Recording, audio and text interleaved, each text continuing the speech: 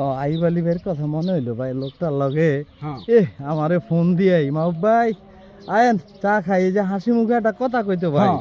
হ্যাঁ, যে জিনিসটা আমি না, আমার সাথে যে দীর্ঘদিনের যে একটা সম্পর্ক আইব আলী ভাইয়ের সাথে, আমি দেখলাম লোকটা যে কদিন বাইচা ছিল, মানুষ কোনোদিন হাসি মুখে ছাড়া একটা কথা বলে নাই না, ডাক দিয়া।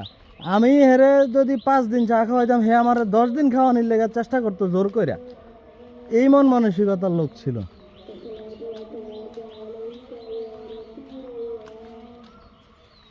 চৈত্র মাসের গরম তো, এই জন্য ধান অনেক পাকছে। মোটামুটি তো ভালোই দোকানপাট হয়েছে মহল্লায়।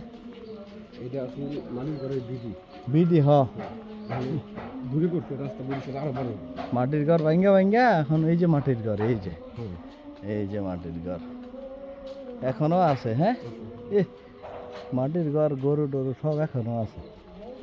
মাটির ঘরে যে একটা শান্তি, কিন্তু সবাই বিল্ডিং করে মাটির এই যে ভাই মাটির ঘর, এই যে দেখছেন এটা। তবে এই মাটির ঘরে থাকার মজাই আলাদা গো। মাটির ঘরে গরমের দিনে ঠান্ডা, ঠান্ডার দিনে গরম। এখন এই যে মাটির ঘর ভাঙ্গা সবাই বিল্ডিং করে আলাইতেছে আধুনিক, কিন্তু আসলে শান্তি হইলো মাটির ঘরে।